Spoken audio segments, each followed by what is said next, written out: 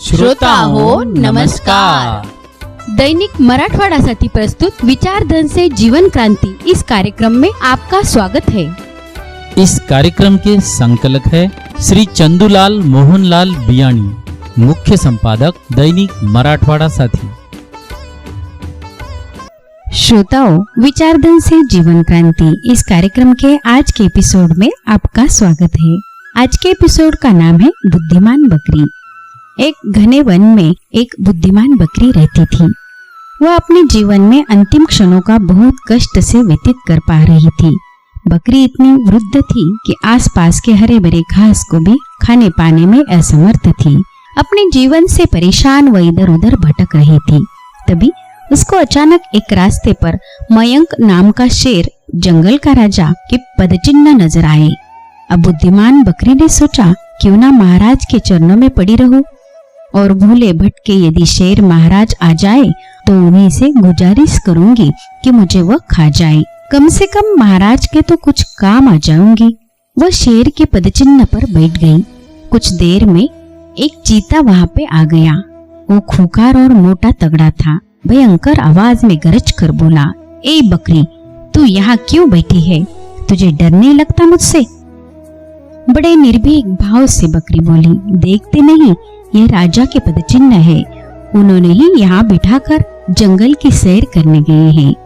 जंगल का कोई भी जानवर कुछ बोले तो ये पदचिन्ह उसे दिखा देना, ये बोल के वो गए हैं। ये महाराज का ही पदचिन्ह है। अब चीता वहां से दबे पांव चला गया। बुद्धिमान बकरी वहां बैठी रहती है। काफी समय गुजर जाने के बाद घूमता फिरता एक सियार भोजन की तलाश में वहां आ जाता है। ललचाई हुई दृष्टियों से उस बकरी को देखता है और बोलता है, तुम यहाँ पे क्यों बैठी हो? तुम्हें डर नहीं लगता मुझसे? फिर उसने अपनी निर्भीक आवाज में वही जवाब दिया जो चीते को दिया था। अब सियार सिंह महाराज का नाम सुनते ही रफू चक्कर हो गया। इस प्रकार जंगल के अनेक प्रकार के हिंसक जानवर आए और बकरी से वार्तालाप करके अंतर्ध्यान हो गए। बड़े सौभाग्य की बात यह होती है कि शेर उसी रास्ते वापस आ जाता है। बकरी को गरज कर पूछता है, ए बकरी, तू यहाँ क्यों बैठी हो? बकरी ने बड़े ही शालीनता से और सहज भाव से महाराज को प्रणाम किया और कहा, महाराज, मैं अभी तक तो आपके ही आश्रय में बैठी हुई थी। मेरी तो अवस्था बहुत बुरी हो चुकी है। मुझे भोजन आदि कुछ नहीं मिल रहा है। मैं बहुत परेशान हो गई हूँ।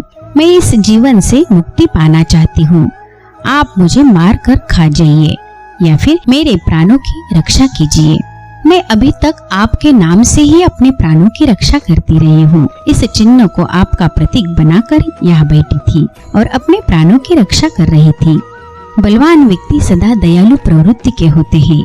शेर ने भी बकरी पर दया की। जंगल में तुरंत एक सभा का आयोजन किया और सभा में ये कहा कि जो बलवान धष्ट पुष्ट लंबे चौड़े हाथी है वह इस बकरी को जंगल घूम लाए और उसे जहाँ चाहे मन चाहे हरे हरे पत्ते खाने दे। महाराज का आदेश तो हाथियों ने मान लिया। बकरी हरे हरे पत्ते खा के कुछ ही दिनों में नवयुवती जैसी दिखने लगी।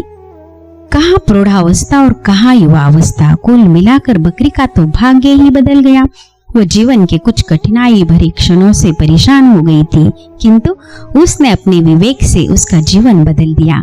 वह अब आनंदमय जीवन जीने लगी। श्रोताओं, इस कहानी से हमें ये सीख मिलती है कि व्यक्ति के पास स्वच्छ मन, निष्ठा और चातुर्य बुद्धि हो तो जीवन में असफल कार्यों को भी सफल कर सकते हैं। इसीलिए कठिन समय में परेशान होने की जगह बुद्धि का प्रयोग करें। उस कठिनाई को दूर करने का प्रयत्न करना चाहिए। अगर बुद्धि का सही उपयोग किया तो जीवन सफल हो जाता है। धन्यवाद श्रोताओं, कल मिलेंगे नए विचारों के साथ। तब तक खुश रहे, सुखी रहे।